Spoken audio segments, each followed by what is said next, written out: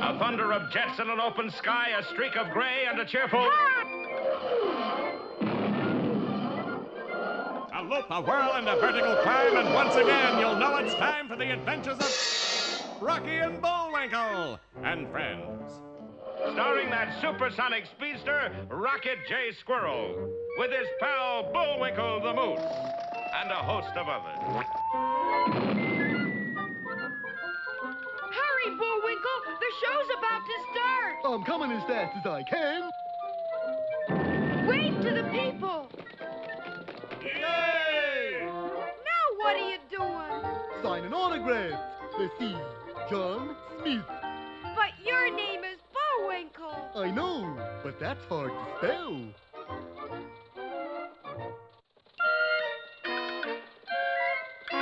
We're gonna have a lot of fun. Come on and join us. Sure, there's always room for one more.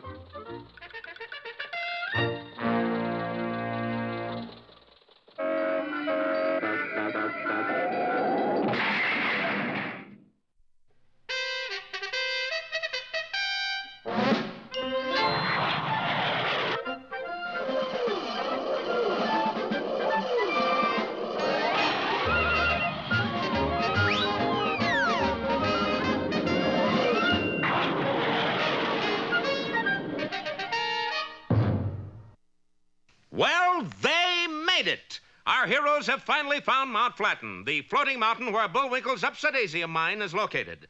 But it isn't clear sailing yet, for they have been accompanied by two grizzled old prospectors, Mojave Max and Death Valley Dottie, who strangely resemble those two arch-villains, Boris and Natasha. Hey, loudmouth! Not so loud! Last time, as a matter of fact, Boris began to push a huge boulder over on the unsuspecting Rocky. Boris, do you think this is fair? Of course not, Natasha. Why else would I do it? Little did Boris know that the enormous stone was chock full of Upsidasium, the fabulous metal that defies gravity. So when it was rolled over the ledge, instead of landing on Rocky... Boris is falling up! You can't trust anybody anymore. Yes, that huge stone fell upward until it was lost from sight. Rocky, of course, was unaware of Boris's attempt on his life. Bullwinkle, we gotta let Captain Peachfuzz know we found Mount Flatten. Yeah, I suppose you're right. But how? Just watch. Sure enough, in a very short time, a series of smoke clouds were rising from Mount Flatten. Keen idea, eh, Bullwinkle? Yeah.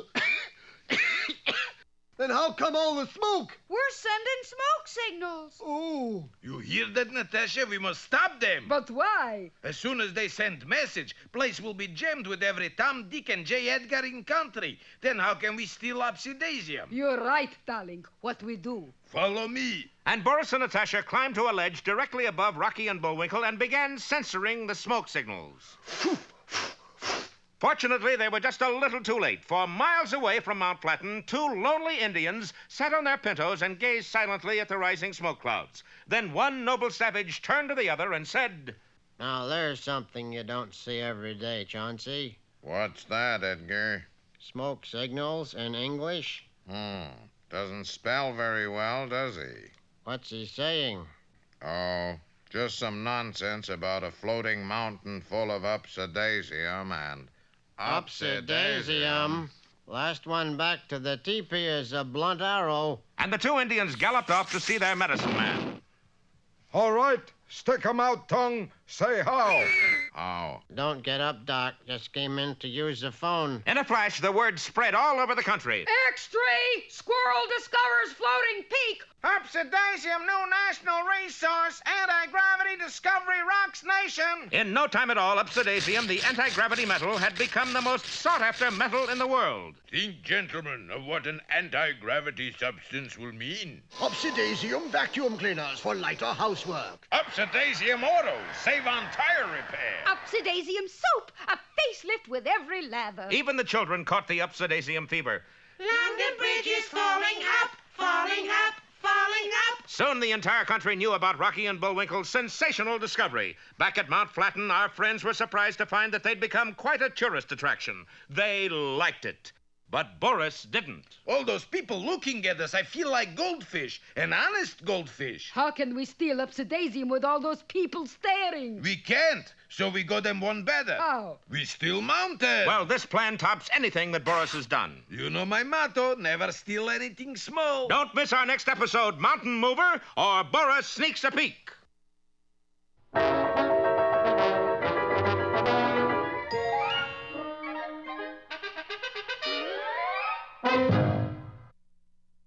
And now... Hey, Rocky, watch me pull a rabbit out of my hat. Again? Nothing up my sleeve. Presto! No doubt about it. I gotta get another hat. Now here's something we hope you'll really like.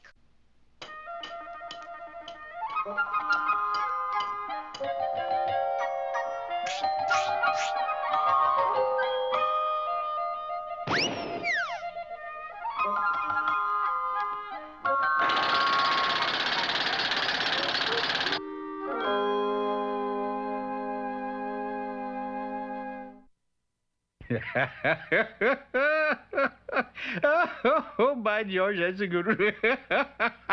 What's so funny, Pop? Oh, it's you, Junior. Well, I'm laughing at a joke, that's all. Somebody came by and told you a joke, huh? No, nobody came by. I heard the joke 2 years ago. And you're still laughing at it? Well, I just got the punchline, that's it right there. Look, I don't want to sound disrespectful, Dad, but aren't you a little slow? I mean, 2 years... Now, wait a minute, son, wait a minute. You're forgetting one of my most popular proverbs. He who laughs last laughs best. I smell a fable coming up. Which reminds me of a fable. Yeah, you see? Not too far away and not too close either. There was a desert, the driest, most uninhabited piece of real estate you ever saw. Outside of the sand, the only thing that moved was 2 jackrabbits who were prospecting for gold. Hey, look at that, Charlie. You know what that is? That is high-grade dirt. Date? Dirt. But don't you worry, old pal. One of these days we'll strike it rich. Come on, let's get some water. The only wet spot in the entire desert was a small outdoor restaurant operated by an industrious mule. The only thing the mule sold was water, which he procured from a nearby well. Good afternoon, gentlemen. And how are we today? We are hot and dry. So give us each a pitcher of water. I would like to comply very much with your wishes, but so far you have drunk 80 pitchers of water and you haven't paid me a cent. Look, we told you we'd pay you when we hit gold, didn't we? Besides, Charlie has got a present for you. He has?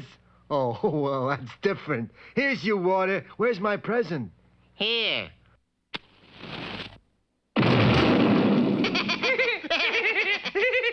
He fell for it. He fell for it. Hey, that was a good one, Charlie. And the following day found the jackrabbits back on the job.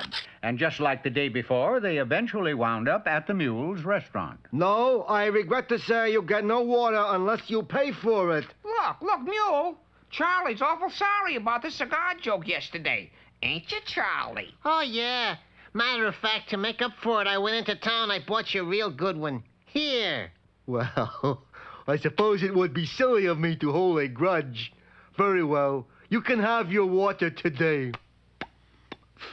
Are you sure this cigar is good? It's good, all right. Good and powerful.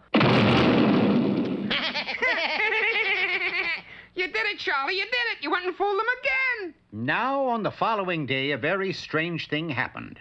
Acting on a hunch, the 2 jackrabbits took a sample of dirt into the assayer's office and were told it contained not only gold, but silver, uranium, and even lanolin. And they were rich. That's right, Mule. Me and Charlie are billionaires. Here, have a cigar. No, you don't. Look. Flem and me are leaving for France. And before we go, we thought we'd try and make up for all the nasty tricks we played on you. No cigars, please. Just pay me the money you owe. Mule, you hurt me, honest. Oh, very well. But I warn you. Say, this is good. I told you. Well, Flem, let's go. You know, I'm kind of proud of you, Charlie. For a minute there, I thought you was going to give that mule another exploding cigar. Oh, fun's fun, Flem, but after all...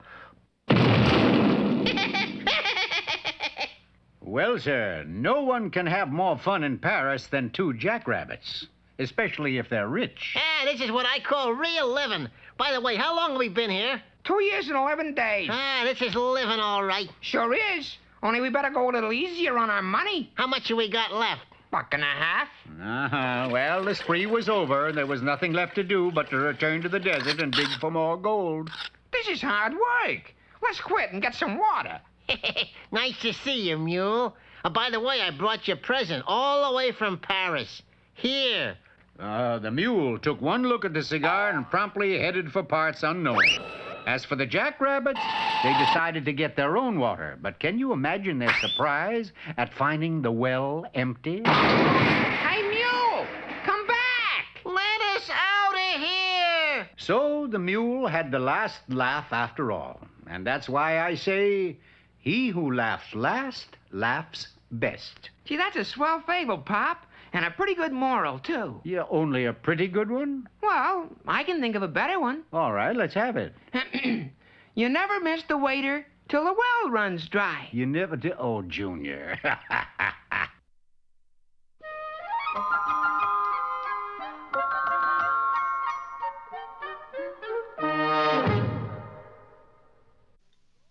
Ready, Rock? You sure you know how to work that thing? No. Anyways, here's what it was supposed to look like. And now, here's Bullwinkle's Corner. Hello there. Today's poem is dedicated to babysitters everywhere. Between the dark and the daylight, when the night is beginning to lower, comes a pause in the day's occupation that is known as the Children's Hour. This is a very useful book. I hear in the chamber above me the patter of little feet, the sound of a door that is open, and voices soft and sweet. Geronimo! A whisper and then a silence, but I know by their merry eyes they are plotting and planning together to take me by surprise. Yeah! A sudden raid from the stairway, a sudden rush from the hall. By 3 doors left unguarded, they enter my castle wall. You think, oh blue-eyed kiddies, because you have scaled the wall, that such an old moustache as I am is not a match for you all? Like I said, a very useful book. And now it's time for 5 or 6 baritone solos in the key of E. But If not... Ooh. now for another of our special features. Should have tried E flat.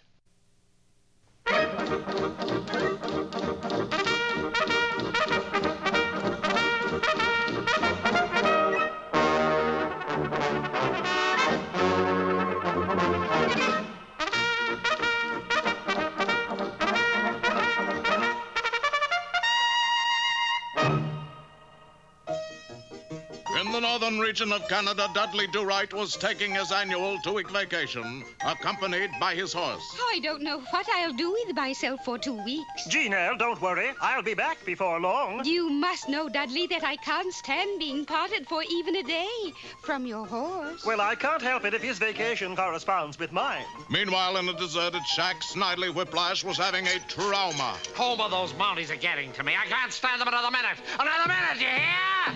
Wait a minute, what's a trauma? The Mounties can't stand you either, Snidley. You're right. The Mounties hate me like the plague, so I'll give them something to hate. Competition! Competition? Competition, the very thing that makes the world go round. They've been pretty smug, thinking they've cornered the Mountie market. Well, 2 can play at their game. Homer, I'm going to go into the Mountie business. The Snidley Whiplash Mounted Police, SWMP. SWMP? That's got a nice ring to it, Snidley. So Snidley Whiplash opened his camp right next door to the RCMP camp. He can't do it. He just can't do it. Who ever heard of more than 1 mounted police in Canada? But, sir, that's competition. That's the Canadian way. Besides, he says that your fence is 4 feet into his property line. Men, I don't know how to tell you this exactly, but we're no longer the only mounted police in Canada. We are in direct competition with another mounted police whose name I won't mention. And this is the time for stalwartism, braverytism, and most important of all, always get your manitism.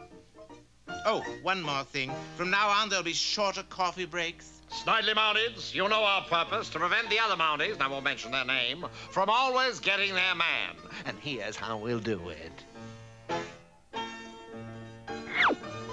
Stop, thief. You can't escape the Snidley Mounties. They always gets their man.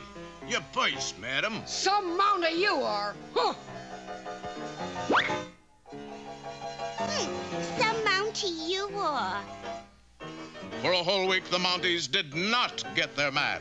This was extremely embarrassing for the Mounties, for they never let a day go by without bringing in something. Get a man today? No, sir, but I did manage to bring in this. The Mounties had become the laughingstock of the town, while Snidley Mounties became the heroes of the town. What the people didn't know was that Snidley was using his own men to be the bad guy. Okay, it's your turn to be the bad guy, and I'll be the Snidley Mountie. I can't understand it. How do Snidley Mounties always get there first? Oh, if only Dudley Do-Right was back from his vacation. What the inspector didn't know was that Dudley Do-Right was back. When he had gotten 2 blocks from camp, he had become hopelessly lost and had spent his first week wandering around in a circle. Stupid. Until he found he was right back where he started, except that there were now 2 camps. That's funny. There was only one when I left. Now, which one is the RCMP camp? Well, I'll just let my horse lead me. They have an instinct about that sort of thing. Hey, buddy, you better get into this uniform. You know how strict the old man is. Oh, change of uniform, eh?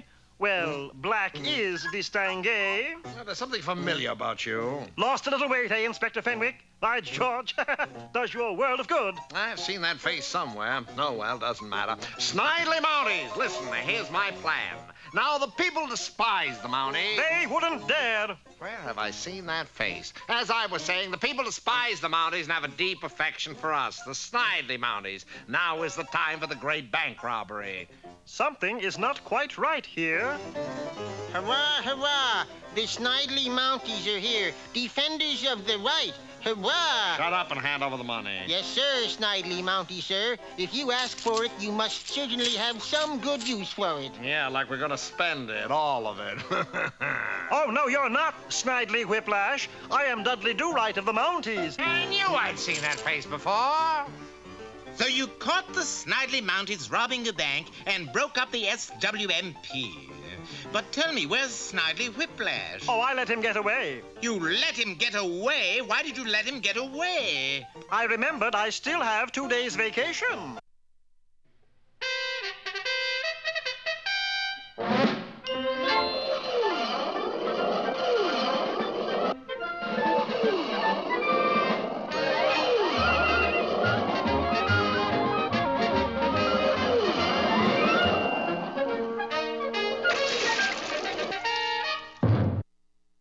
Last time you remember, Rocky and Bullwinkle finally got to Mount Flatten and started looking for Bullwinkle's mine. Rocky wanted to notify Captain Peter Peachfuzz, head of the intelligence system, of their discovery. So he and Bullwinkle sent out smoke signals telling all. The news spread like wildfire. In no time at all, everybody in the country knew of their sensational discovery.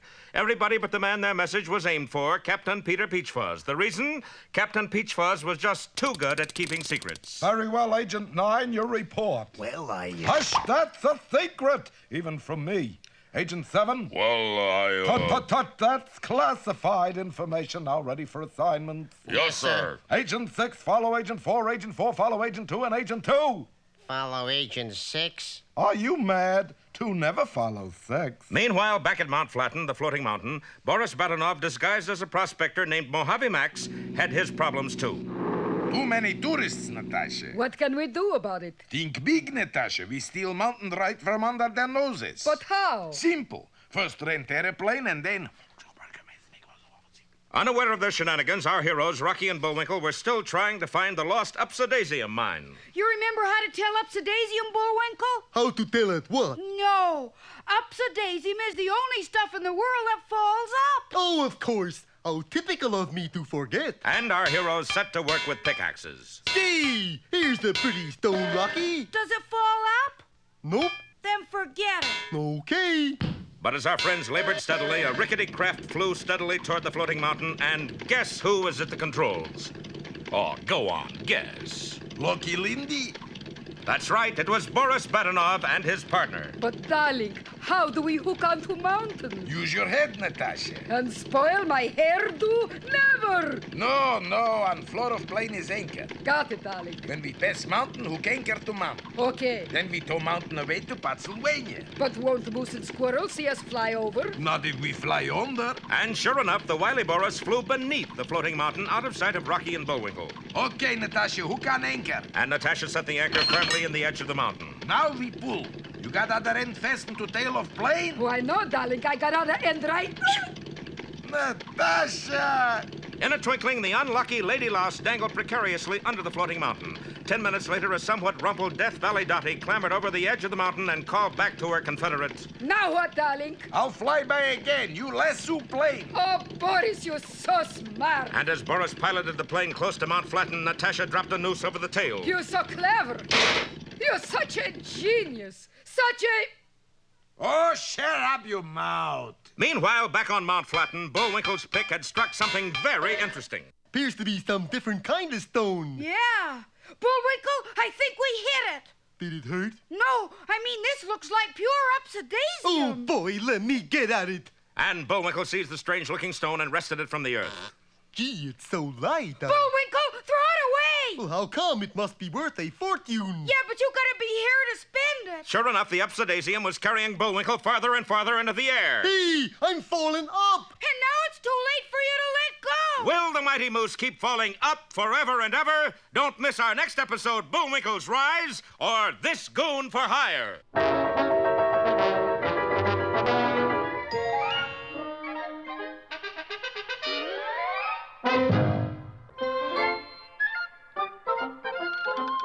Well, it looks as if our time is just about run out. Mine must be a little slow. You got the credits, Bullwinkle? All on this itty-bitty card. Oop.